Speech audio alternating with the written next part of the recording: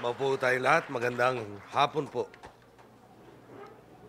Sa lahat po ng kabataan kasama natin ngayong hapon, kagalang-galang nakalihim, Dinky Soliman, Councilor Julio Jaime, President ng Barangay Councilors League of the Philippines, our partners in the promotion and protection of children's rights, members of the Barangay Councilors League of the Philippines, fellow workers in government, honored guests, mga minamahal kong kababayan, magandang hapon po sa inyo lahat. Kung alam ko lang po, 2 beses kakanta si Noel, talagang nagdala ko ng tape recorder itong araw na to. Kanina po yung The Outstanding Young Men of the Philippines na may kasamang kababaihan ang inaward kanina umaga. Ngayon po, mga kabataan ang aking kaharap. Kung sakasakali yung kailangan nyo akong tawagin, pwede po yung kuya. Huwag naman po sana tatang o lolo. Lalo na po yung lolo, medyo malayo pa po tayo doon. Siguro, balik naman natin. Napag-isip lang ako noong panahon ng aking kabataan at sasarado ko na ho na ito talumpating hinanda para sa akin. Humingi na ako ng paumanhin sa mga gumawa nito at nagpakapagod, nagsunog ng kilay para mailabas itong talumpating ito.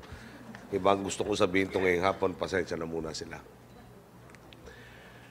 Yung aking mismong kabataan, yung martial law kasi dineklara 1972. Noong panahon yun, 12 years old na po ako.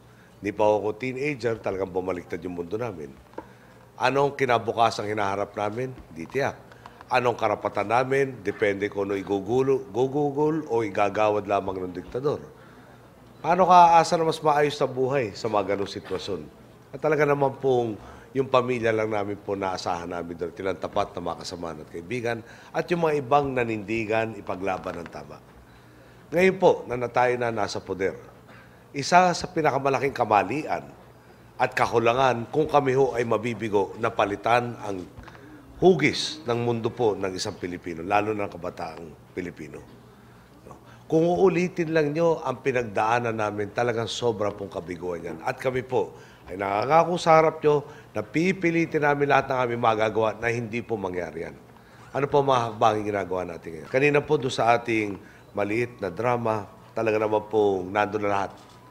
Sa health, talaga hindi naman ho tama na 40% ng Pilipino ay hindi raw nakakakita ng isang health professional. Isipin po niya, no? Halos 100 milyon tayong Pilipino, halos 40 million will never get to see a health professional in their lives.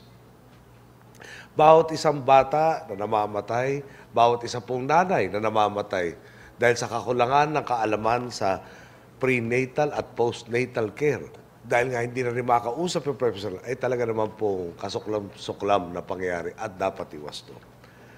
Talaga po maglalaan tayo para madagdagan ng health professional sa pupunta sa lahat ng sulok po ng Pilipinas.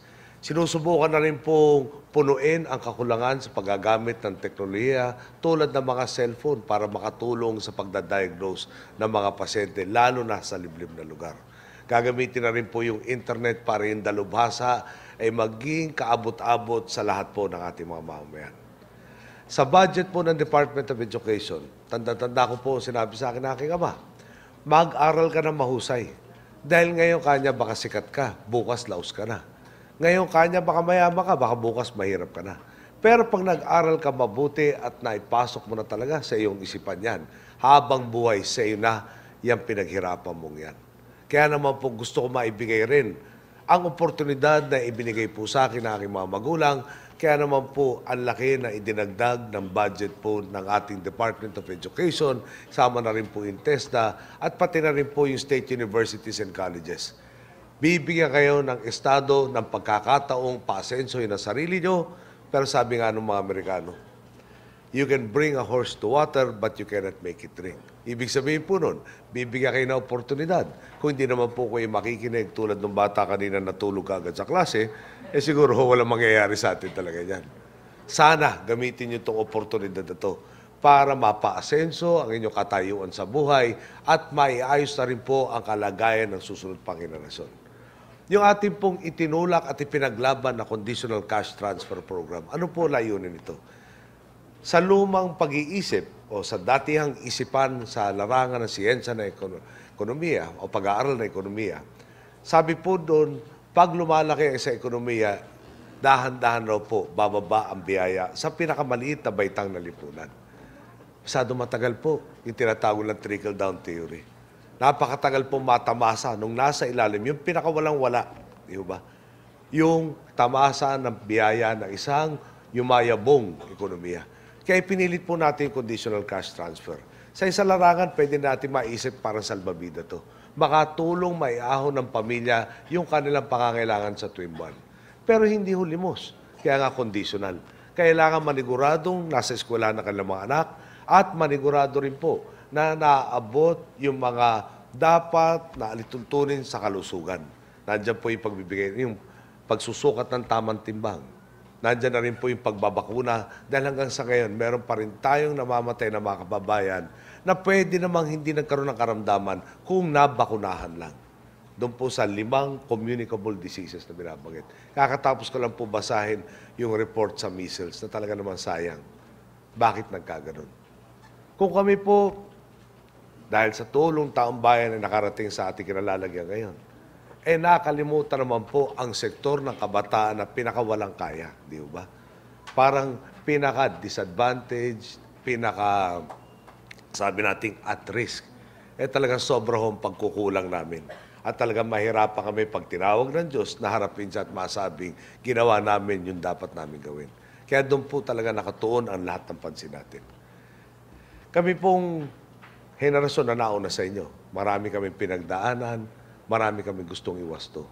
Unang-unang obligasyon nga ho dyan, bigyan kayo na isang kinabukasan talaga naman napakalayo sa amin pong naranasan. Dahil kami inaambisyon nga ho namin.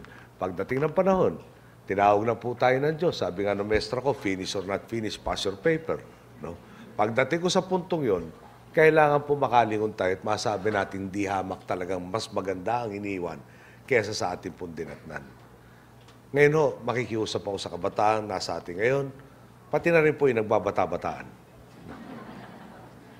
Iisipin ho natin kasi pag yung meron tayong opinion, parang hindi tayo pinapakinggan ng magulang o ng mas nakakatanda sa atin.